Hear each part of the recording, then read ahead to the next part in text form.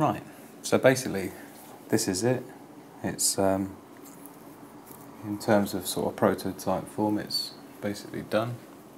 So this is kind of like the last time you'll see it in breadboard, hopefully. You can see here I've already done the circuit board for this one, so I could clear off some space from the breadboard here. So using strip board, I've just done the bar graph display, 20 LEDs. It just saves a lot of space, and that's just a 3 cable job. And my vandal resistance switch turned up in the post.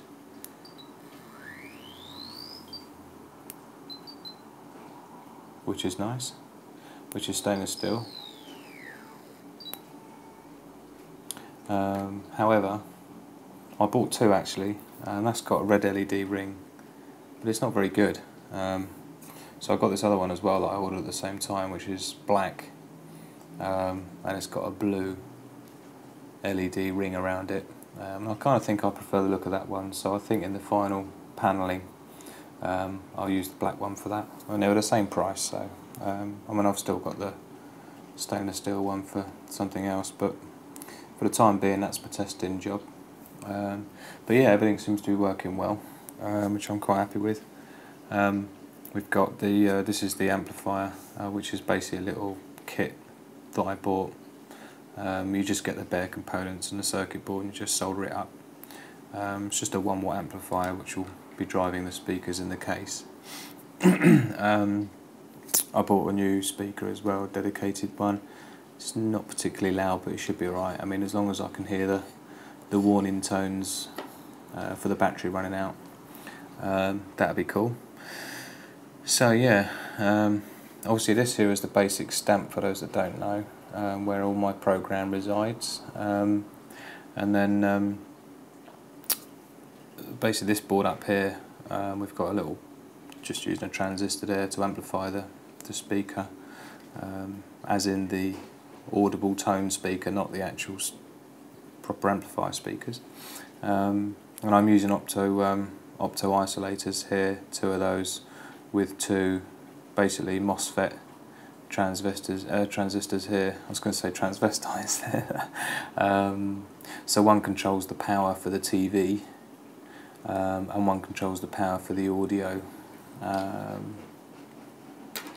circuit when I turn things on and off. And these are good for about 10 amp, so they're going to run nice and cool, nice and efficient. And the voltage drop on these chaps is sort of minimal, if anything at all. So yeah, I mean this, obviously the main processor basically controls the power. So as you saw, you know, we can boot it up. You hold the power button down, and you'll see here the red light comes on to show it's the blue light, by the way. Do you see the blue light here that came on? Look, it's just when I cover up this chap here, which is a little light sensor.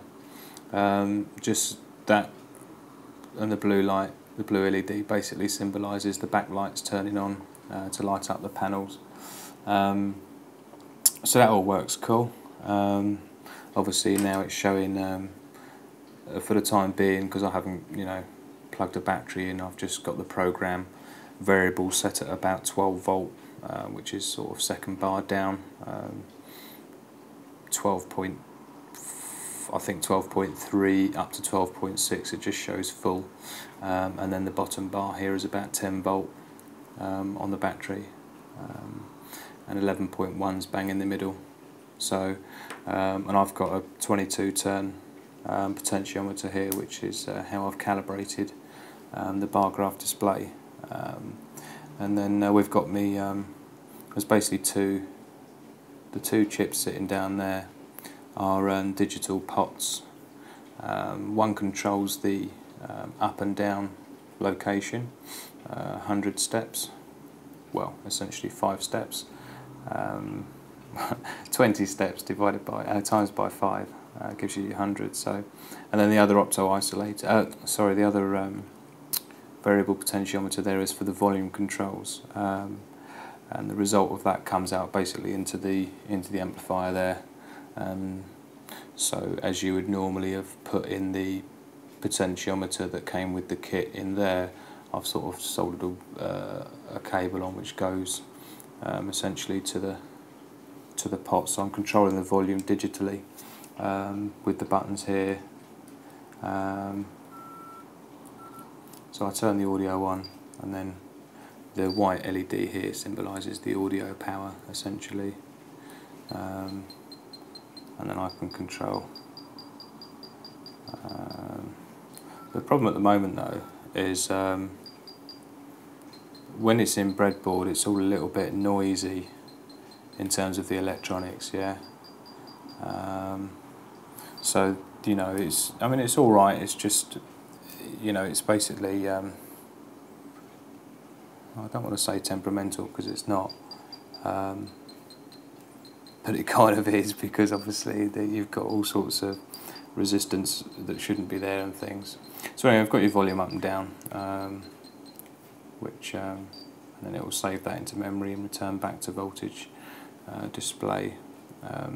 So anyway, I'm keen to get this in strip board now, this part, and then obviously I can make sure that's nice and tidy, and obviously there's no point trimming out anything here until it's on the strip board, because you know, even particularly with the calibration, even the length of these wires can make a difference in terms of you know, resistance and stuff. So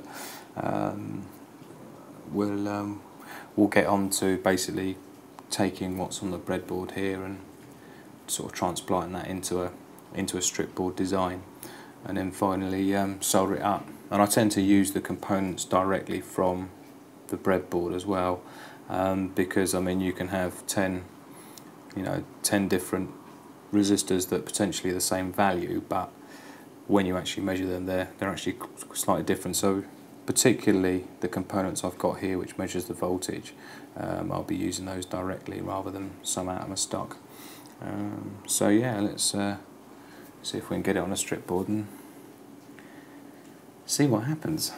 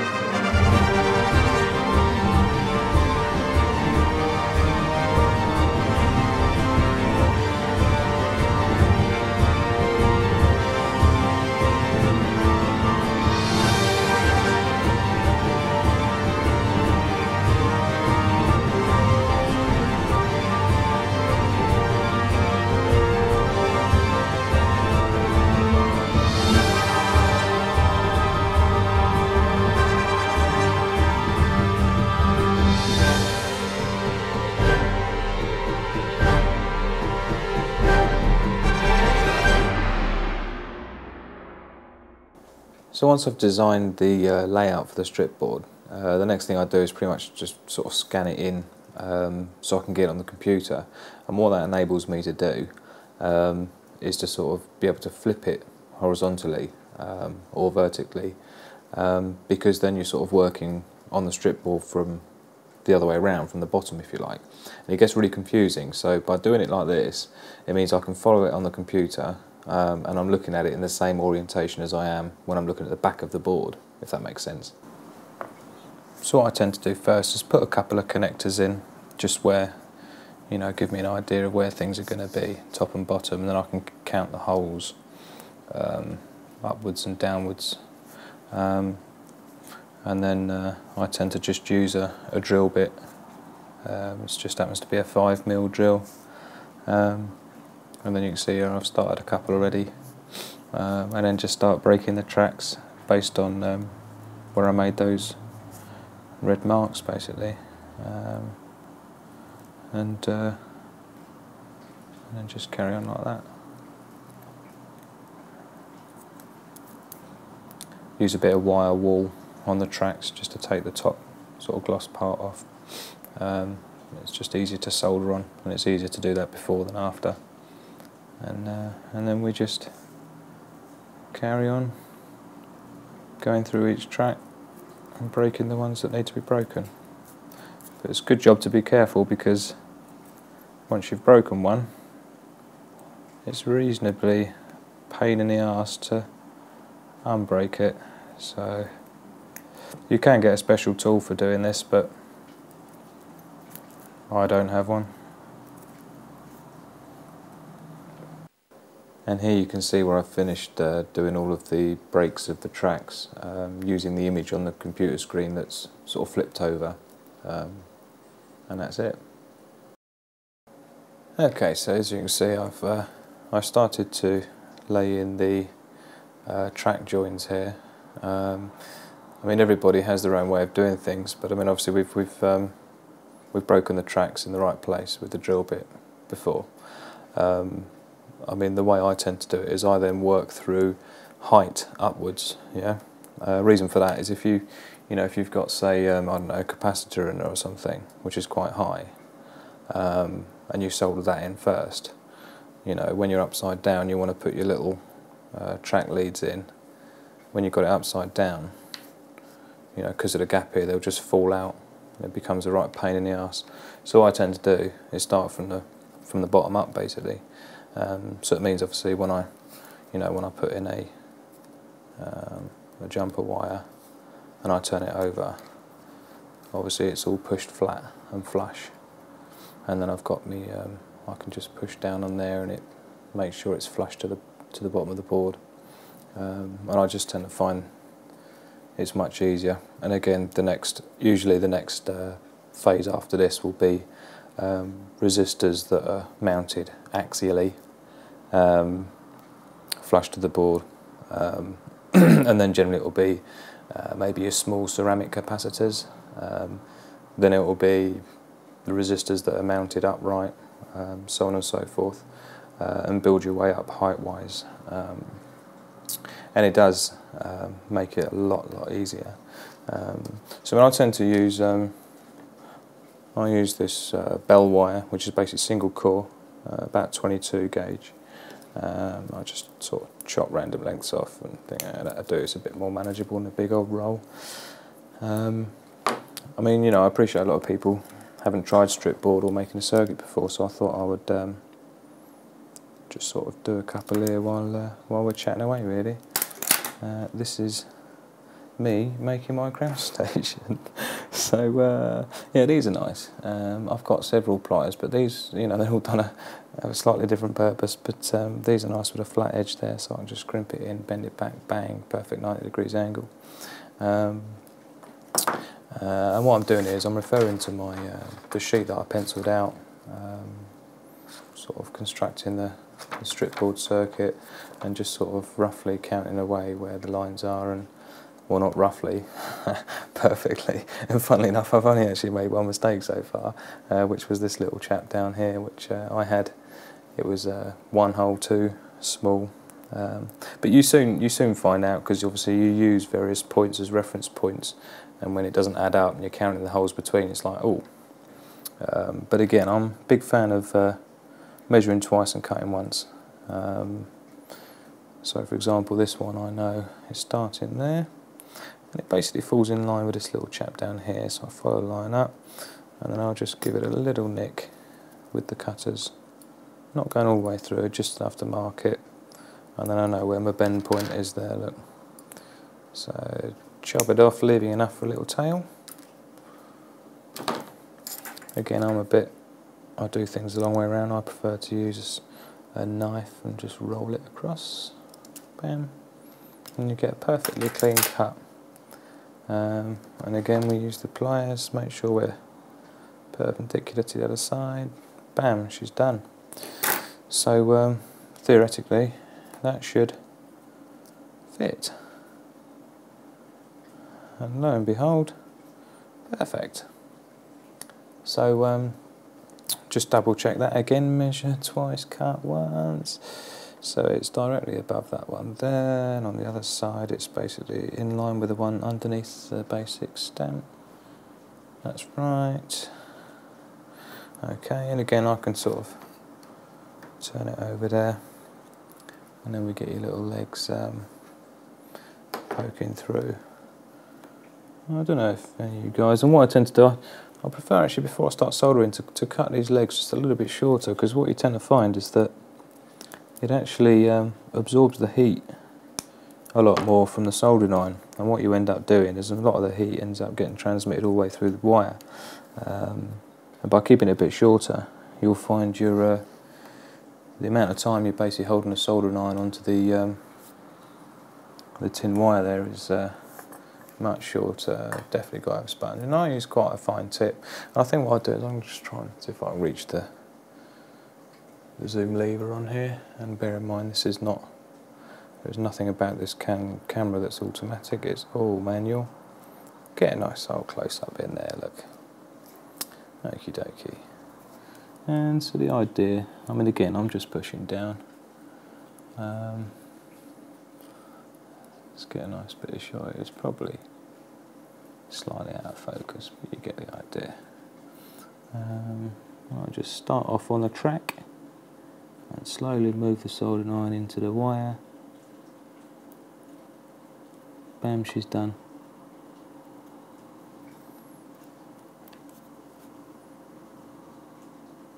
Yep, I want to double check the joints, make sure they're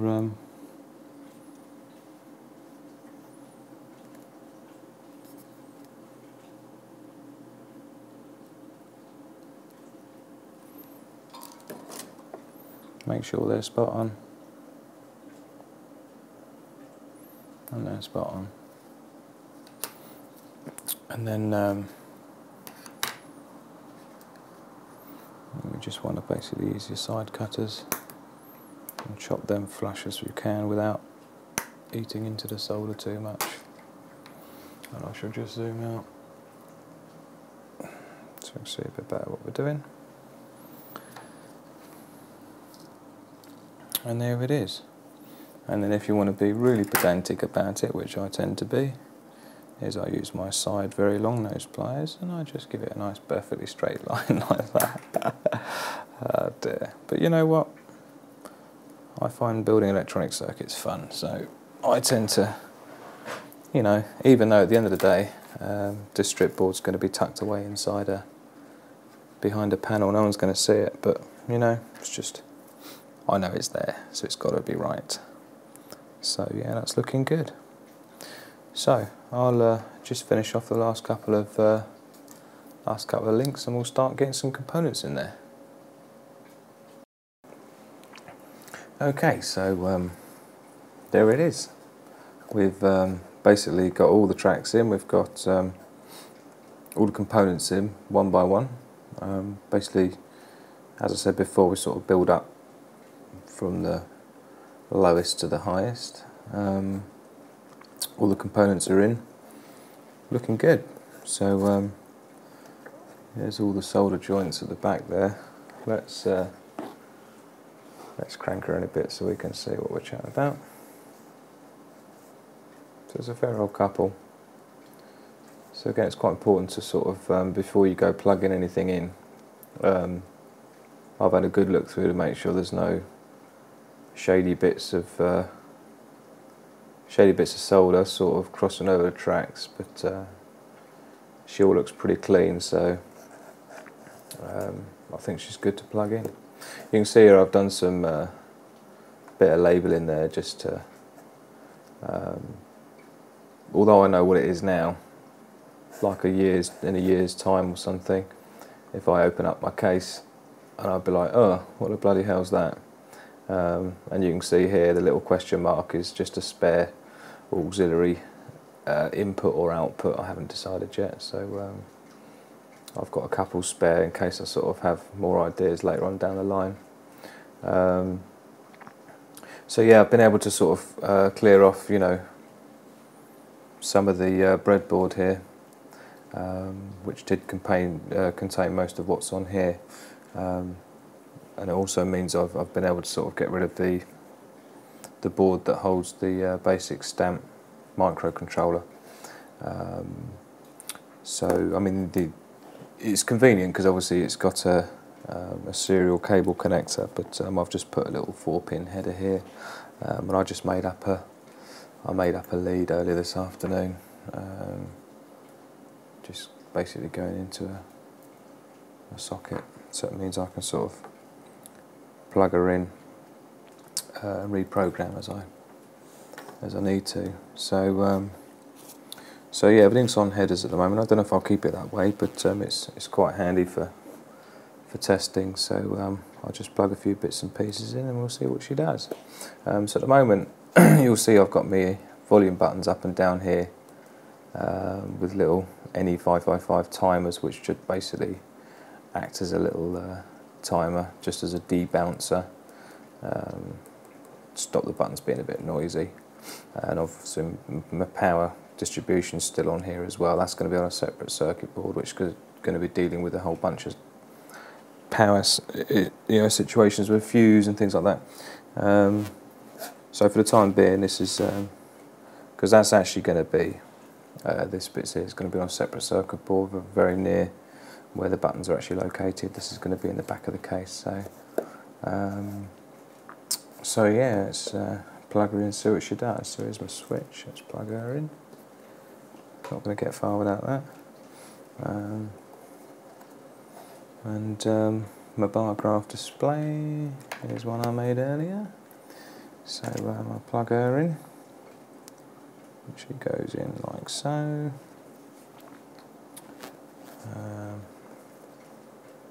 Let's pop her like that. There you go, you can see what she's up to then.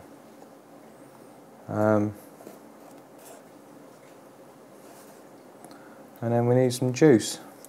I tend to use these BECs. If you can get hold of one, they're brilliant.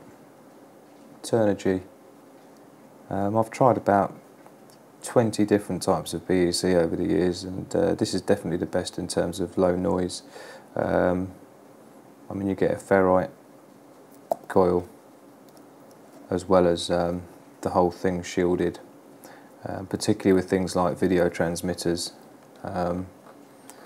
If you're running 5-volt video transmitters, I've tried so many different BECs, and I tell you what, this is the cleanest in the whole wide world, in my humble opinion. And I use these for everything, so I'll probably use one of these in my case as well, actually. I've got a couple. I've got an industrial one, but it's a bit overkill really.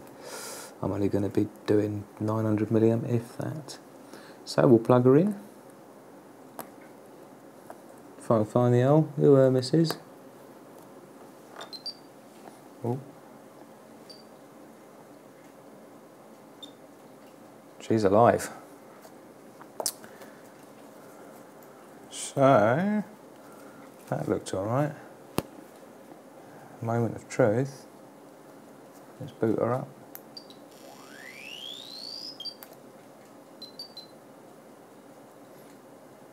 There she goes, show me the voltage, which is just a bullshit voltage really.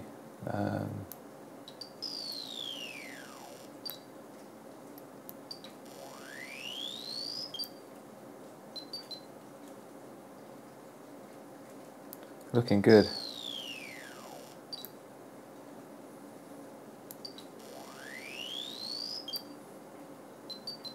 So check the old volume controls. Oh, let's turn it on. If I push both the volume buttons, that basically turns the audio on and off.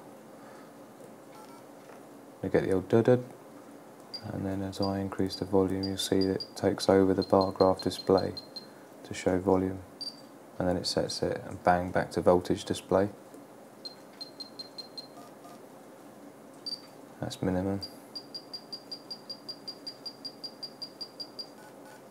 Maximum. Let's leave it halfway. So it looks like it's working quite well. So yeah, super happy about that. So yeah, let's get a bit of a zoom on in there. Ooh. Yeah, I think she looks alright. Not too shabby. So so far so good. I've got a little pot here so I can adjust the volume of the sounder speaker. I don't know what that's going to be like actually. It's a different pot to what I decided to use. What's that like? Fucking hell.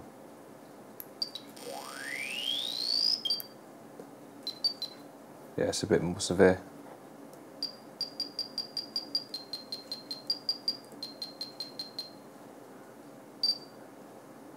It's quite loud actually.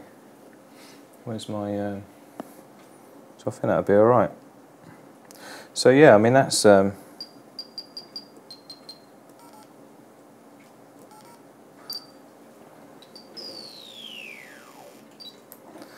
that's the beginnings of the electronics. Really, the only thing that's left, as I said, is to get this business here into strip board in exactly the same way as I've sort of done the bar graph display and the main board, and obviously the power board, which is pretty straightforward stuff. I'm in an armour as to where I'm going to need a heatsink. I did run a bit of a test actually. I know the TV runs at about 780 milliamp, about 800 milliamp hour. Sorry, 800 milliamp. So it didn't really get warm, but it was warmer than room temperature. So not sure if I'm going to use a heatsink or not. I think it'll be alright. We'll have to see. But yeah, I tested the speakers on this alone earlier and it's quite loud, so that's cool. So yeah, all in all, I'm happy. So watch this space and we'll start getting bits and pieces into the panel. And here's a sneak preview. Whoop, that's enough. Oh, go on then, one more. Whoop, that's enough. To be continued.